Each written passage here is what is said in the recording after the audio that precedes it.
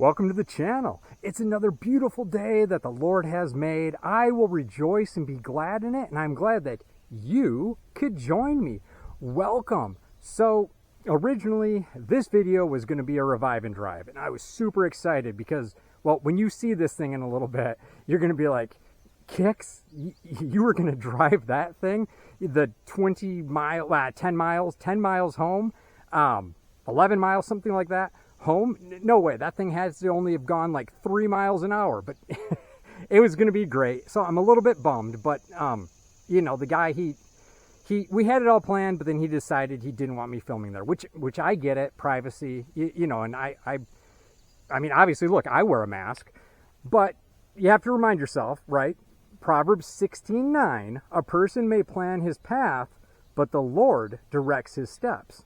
So instead of this, it's now going to be, let's go pick it up, bring it back here, will it run, which is fun, that's fine, but let's have some real fun out of this, make it an adventure, and instead of going and picking it up, like, you know, with the truck or whatever, we have a lot of options, let's pick it up with the case and our wood trailer. So I got this all ready. Case has got a full tank of fuel in it. We got some extra gas, not Taco Bell gas, gasoline gas. I've got some tools in a bag, and we're ready to go.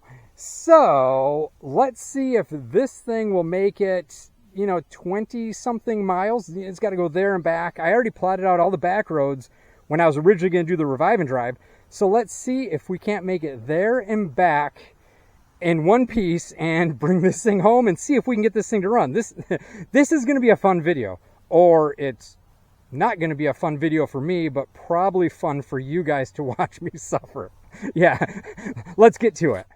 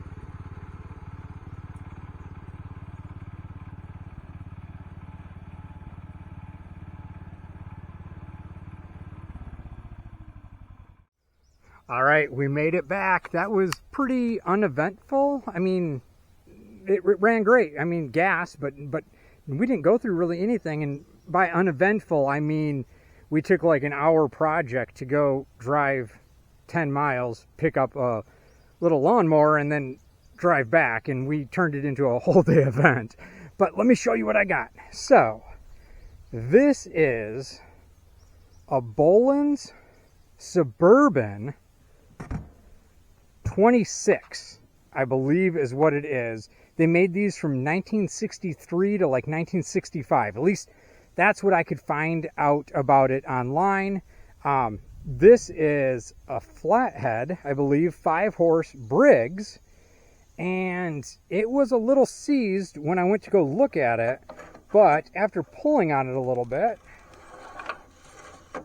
it spins over. So it looks pretty complete. It's missing the air cleaner and the whole filter assembly, which I believe this had like an oil bath one on it in the 60s. Yeah, it's got issues, it's got things, but I think we can make it run. Yeah, it's got a cool little box on the back with pieces of the air cleaner and an old pull tab, RC Cola, Thurman Munson can. But well, let's get this thing unloaded and up into the barn, and then we can really take a good look at it. And hey, maybe we can get it to run. All right, got it off the trailer. Easier said than done. So I figure before I throw it up in the barn, let's do a walk around on it, because it's a lot easier in the open area than in the packed barn.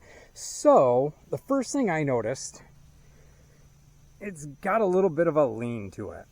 I mean, yeah, I don't know. Everything that's leaning, handlebars are, it's just, yeah. However, I think it's because hopefully that tire is off the bead and that one's flat. Oh, I can't even see it. Okay, so let's do a walk around. So here is the story I got with this. Well, here's the 3 stories I got with it. First thing I got with it was it hasn't ran in like 3 to 4 years. Then that changed to 10, and then it changed to like he just bought it. So yeah, well, let's just say if you don't have anything nice to say, don't say anything at all. So I don't know the story on this. We'll just leave it at that. But here's some cool features of this thing. So this, I believe, is a 5-horse Briggs, the flathead, and it has a belt that runs from there to the transmission. And then from the transmission, it is, let's see if I can get you in here. There we go. Chain driven to the rear end. I mean, how neat is that? So here is missing the ball, but this is actually to raise and lower the deck. Here is your transmission, so forward, reverse, something like that. Yeah, it's missing the entire air cleaner assembly. It does have some neat stuff in the back. There's the lid. Oh, a screwdriver. We got some tools. An old can. Yeah, you saw that already. Some kind of broken hitch. But it's all pretty much there, I think. The only thing that I noticed is I think it had a hood on it at one point in time. You can kind of see the holes where it mounted. So I think there was a hood on it. I don't know. I'll look and see if I can find a picture of what this looked like originally. And well, I'll put it in here.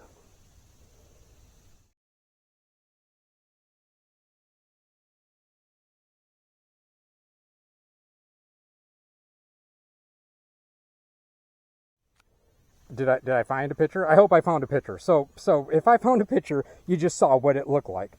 So let's get this thing pushed up in the barn, and I'll show you. I have some red flags on this why I don't think he had it running, because the first part of the story was it ran, he parked it, and then it just sat and he never did anything with it. But my question to that was, then why is this all torn apart if you just parked it? So like I said, if you don't have anything nice to say, don't say anything at all. So I'm not saying anything at all. So let's get this up into the shop and really take a look at it.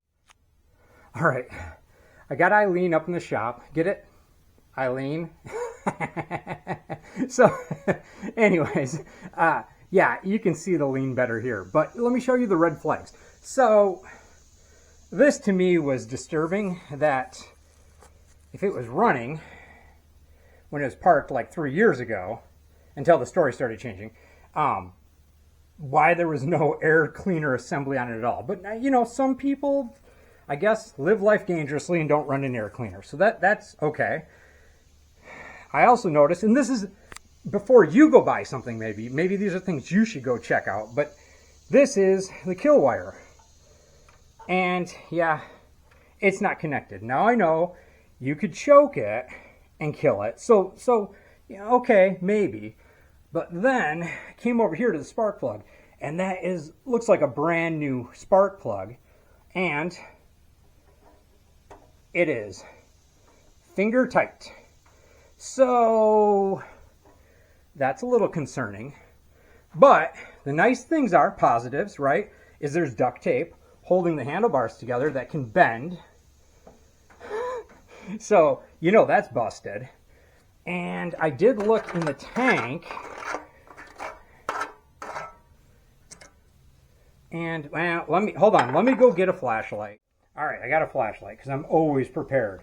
So you can see in there, look at that. That is clean. There is, I mean, no rust in there at all. So yeah, I'm pleased with that. That's pretty good. And all the shift levers and everything seem to work fine. That works fine. So clutch works fine. The only thing that doesn't work fine is the brakes, because this thing, it was an option to have a Bolens Suburban 26 to have brakes on it. And they obviously didn't pay for the option. So that's going to be interesting, but we'll worry about that later. So I say what we need to do is let's see if we can't check for spark, and then we'll move on to that. All right, I'm getting ahead of myself. Spark, yes, I know, I want to get it running, but let's check the oil first. So this is, I checked the numbers, the serial numbers on the motor, and at least the top cover piece here, that's a 65 model. So this probably is the 5-horse motor that originally belonged on it. It looks like it. So let's check the oil here. That is kind of messed up. And on these old Briggs, some of you might not know this, there is no dipstick. You just kind of go like this, and it should be like up to the fill level. Oh, that looks like brand new. That is brand new oil. Okay, so that's a positive. Let's go and try and see if we can get spark now. All right, so like I said earlier, this thing was kind of seized up a little bit when I first went to look at it, but after a little kind of pulling, you know, it spins over now. It's kind of tight, but I think it should be good. So we'll just work it. That should, I mean, all else fails, we'll spray something in there. So let's get that plug out and see what we got for spark. All right, this thing is finger tight, so it should come right out. Oh yeah, look at that. Brand new. I mean, never ran. So yeah, I don't think it was parked running, or somebody put a new spark plug in it. Either way, yeah, let's check. I mean, maybe there's some spark on this thing. So let's see if I can, there we go. Let's see what we've got.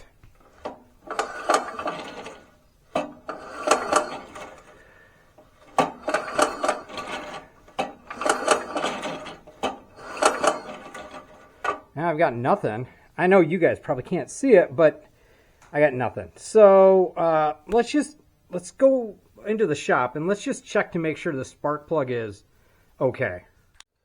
All right, so I've got the multimeter set on ohms, and what we want to do is just put one to the end here, right? And the other, we just want to touch the electrode because that's a solid piece in there. So the reason I'm doing this is because I've seen bad brand new spark plugs and I just want to eliminate this right away.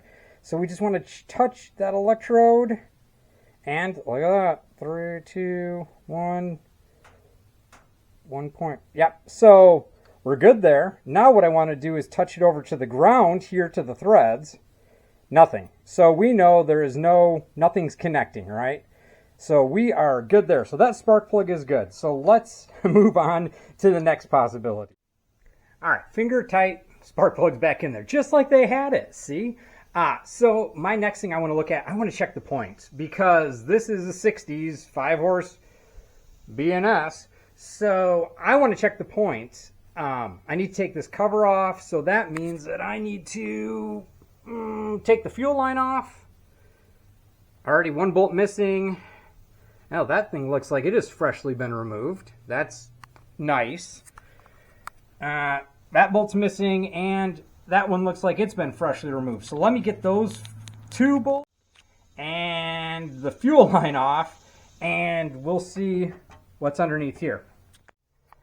Well, this is a little bit concerning, but this fuel line is, as you can see, finger tight, which, I mean, that makes it easy to come apart, but that's not good, I don't think, that it was finger tight.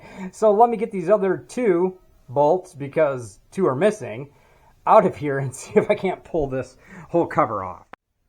All right, 2 bolts are out. They were, snug, but then I started thinking, I was like, you know what? I thought I saw in the little back box thing there a screw or 2. So let's go dig around in there.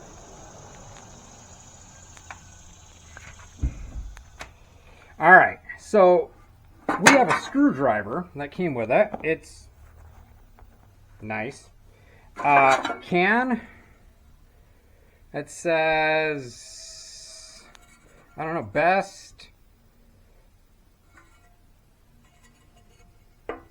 if used by December 2016. So somebody was eating on this thing in 2016. Here's that air cleaner lid, and this is, I don't know if you can read it or not. Anyways, it says it's an oil fill. So this is probably the original because it's an oil fill. Here we go. RC Cola can from, let's see, Thurman Munson, 1976 maybe? I don't know. It's the old pull tab, so that's pretty neat. That's probably worth like $1,000. There's probably some collector there, and I've got it in the back of a lawnmower. And then, yeah. There's one of the screws. Yeah, that's it. Okay, so we have 3 out of the 4 screws. So 3 out of 4 ain't bad. Let's get this cover off.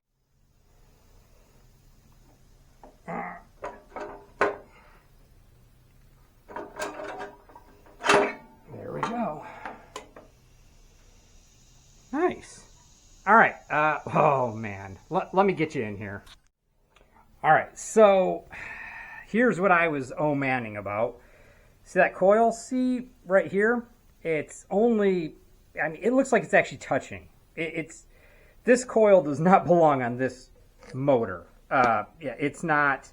You want it to fit right. I've never, I don't know. Maybe one of you guys have had it to work, but I've never been able to get the wrong kind of coil to work on the different kind of flywheel. So, well, I have an old coil, I think, laying around. So let me show you what I'm talking about.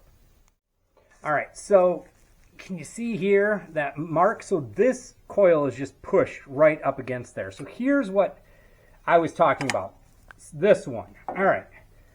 Yeah, it's weak. It's bad. But do you see how it sits flush all the way across there? This one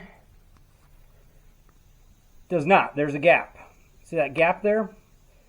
Yeah, no biblioteca. I think that's what the cool kids are saying today is no biblioteca. So I don't think that probably ever ran like that. Maybe they got it to. I've never been able to. So yeah, that coil's wrong.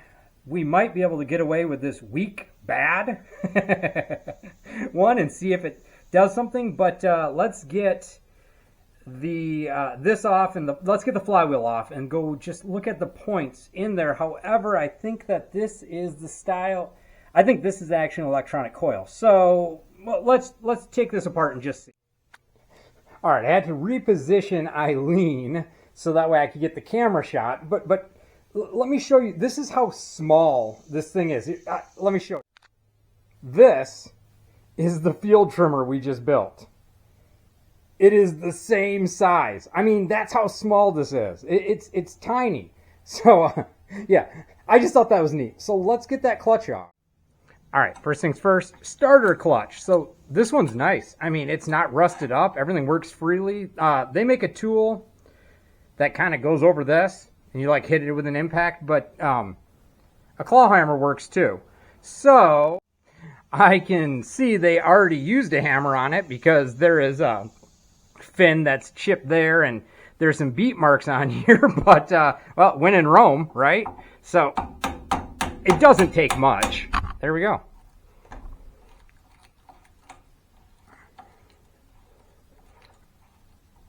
And this is definitely the old style clutch. The new ones have like a plastic rubber piece in here, and this is, I mean, it's like all steel.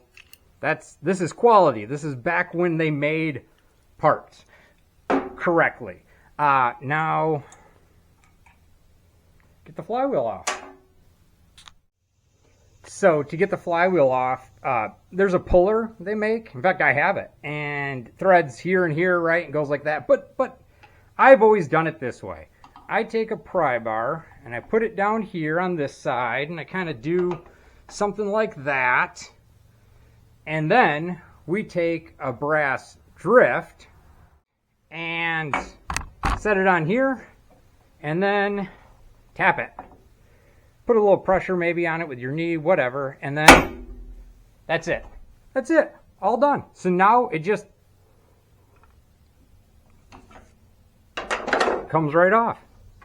And don't lose the little keyway. Whatever you do, that little guy sits in there. So, cover now.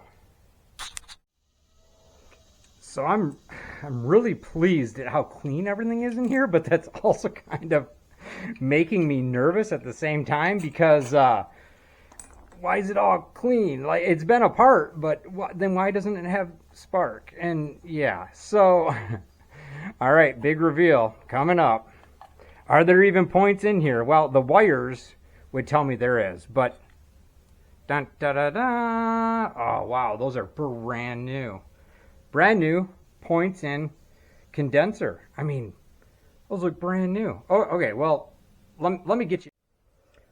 All right, so, I mean, they're brand new. That's brand new points, brand new condenser. Yeah, I put the clutch back on because if we turn this, as I'm turning the motor, I don't know if you can see it, but I can see they are not opening.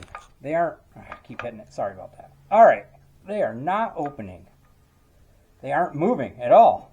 So either the little push rod that runs on the cam kind of gear here is not moving, or these are way out of adjustment. So let's see if I can get these adjusted. And yeah, I think it's like 20 thousandths. I think it's 20 thousandths for points on there. So we're going to just try and adjust these out to 20 thousandths and see if they work. Well, I know what's wrong with it. The bolt wasn't tight. See that? I can move the entire points. So this thing isn't even tight. Also, look at this. I don't know if you can see it or not. There we go. Maybe without the flashlight. See that metal bright spot there on the corner, and there's another one here?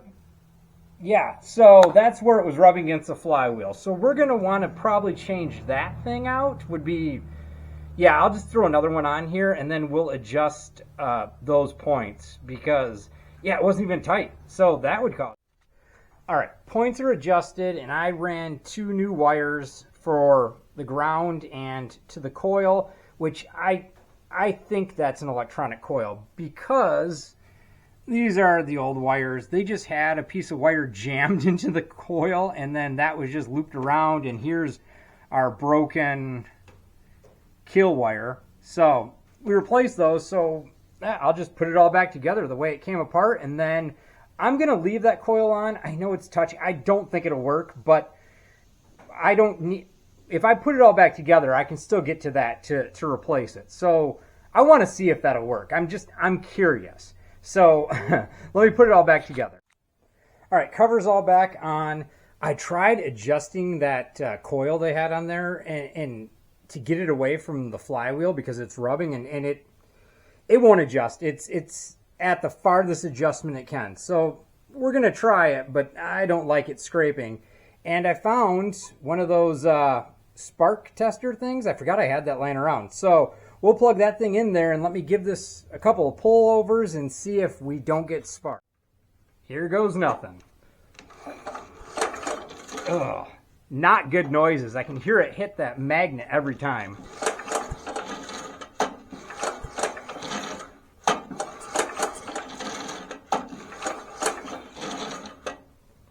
Yeah, we got nothing. All right, old bad coil out, new bad coil in, bad weak. And listen, I looked everywhere. I do not have one of that size. I have these style, but I don't have one like that. So it's weak. I remember when I replaced this, it was weak. So it should hopefully spark or do something that we at least know that that's the problem, right? But I figured while we're at it, since this thing was grinding on the magnet, I want to check the magnet. I mean, just in case. So this is how I've always done it. Get like a 1-inch socket or bigger, you know, something pretty heavy. And if it holds it, magnet's good. So, yeah. So let me get my card out of there for the gap, and we'll put the top back on, and we'll give this try again. All right, new weak bad coil is in, and I don't know if you'll be able to see it or not, but I don't really trust that light test spark thing. So yow! All right, I got shocked from here. It was just a little one, but I didn't see any spark.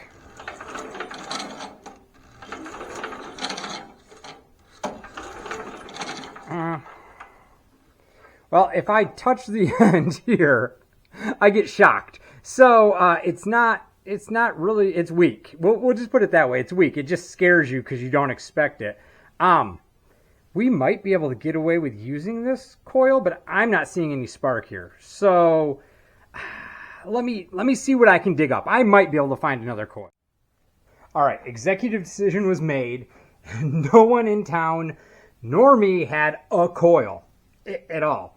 So we're just going to run with this one for now. I have one. I put one on order, but we're going to run with this one now. And who knows? It's weak, but maybe it's enough that once I have it all together, it'll spark something. So let's move on to fuel system.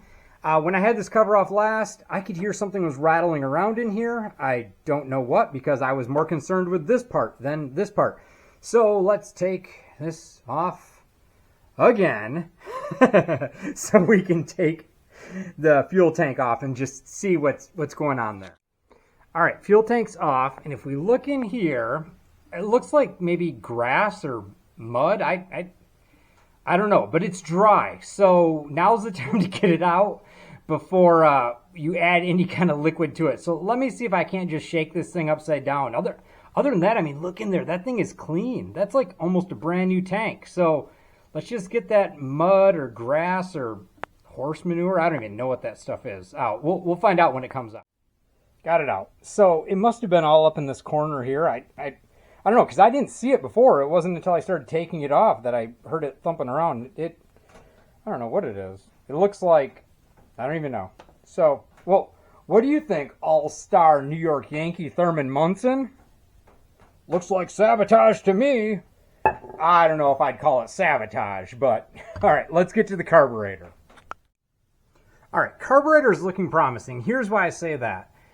All of these adjustment, idle air, fuel adjustment screws, they're all free and loose. The throttle, everything is fine there. The choke, I mean, it's broken off but you can still use it, and that's all free.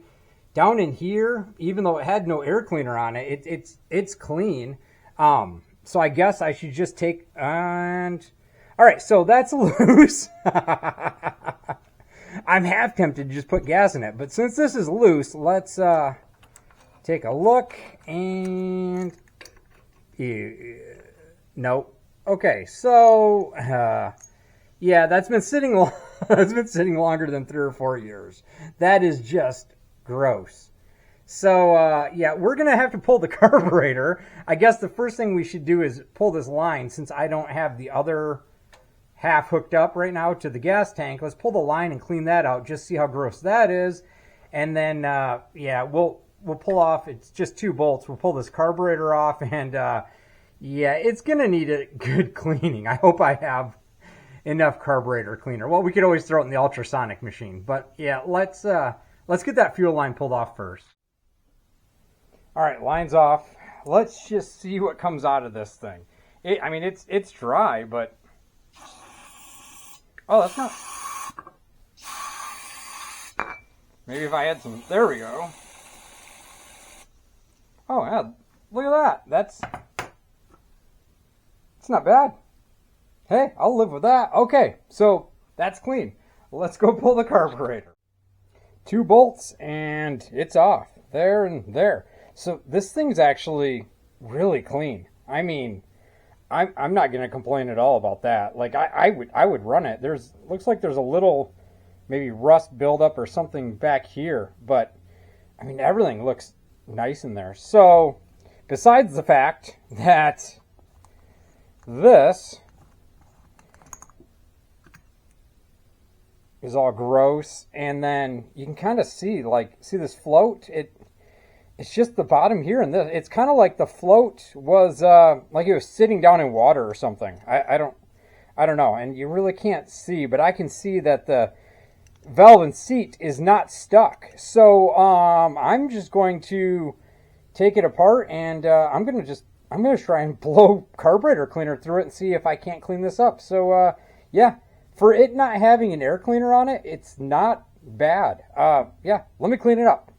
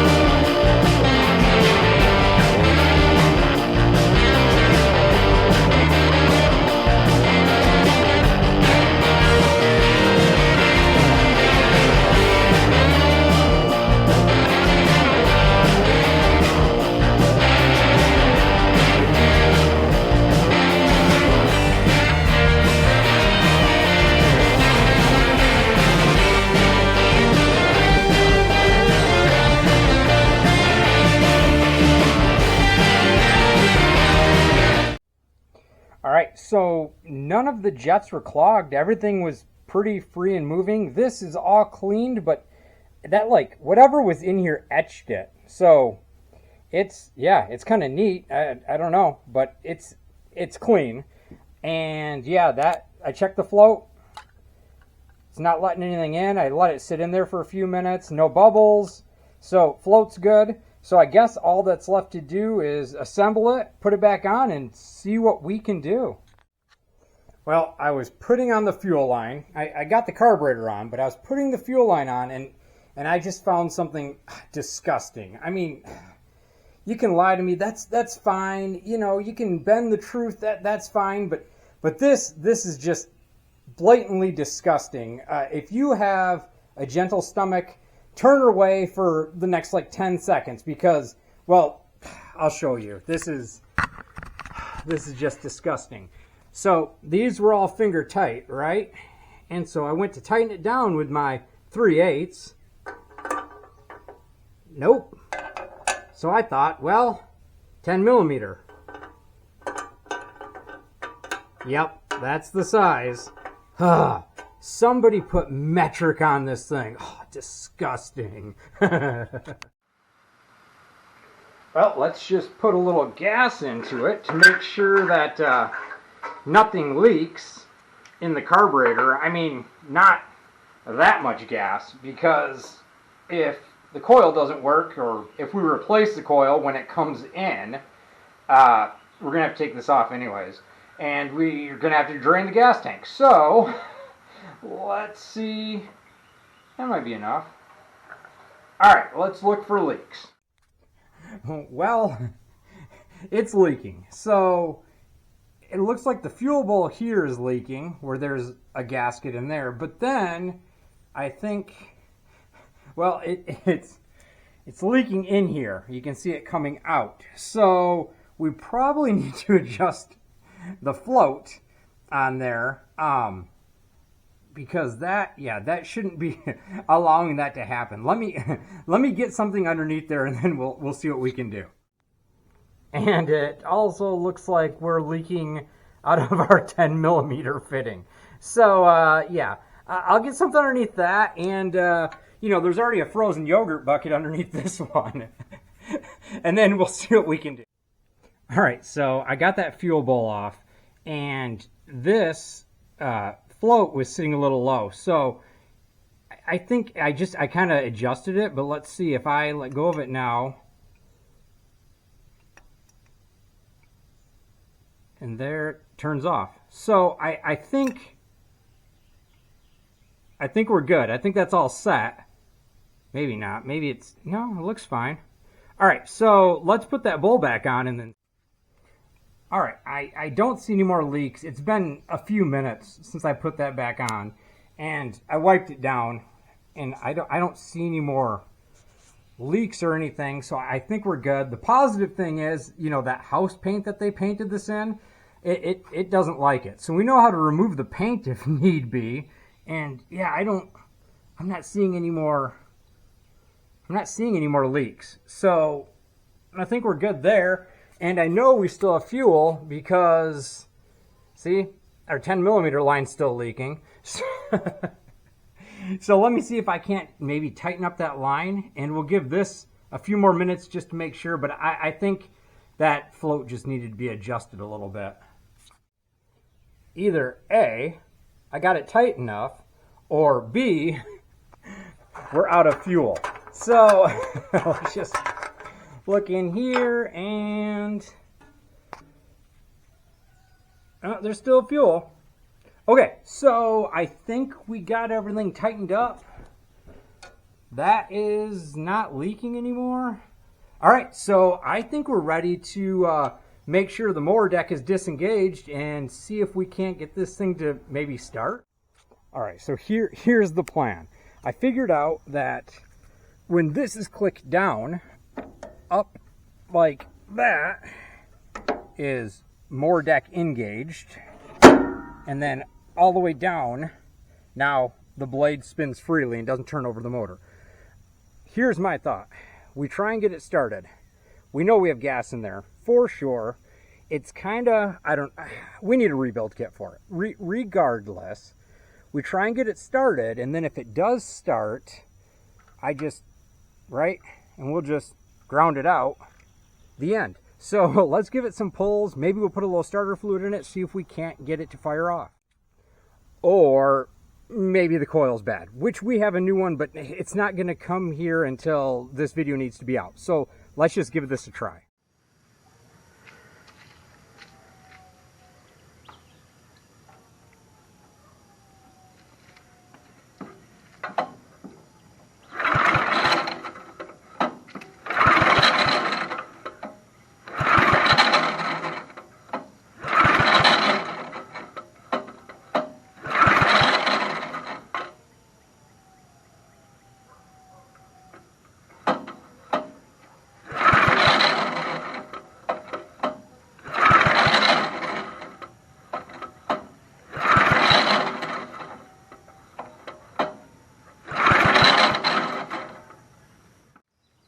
Give Eileen a little squirt. Come on, Eileen. Come on, Eileen. Oh, copyright.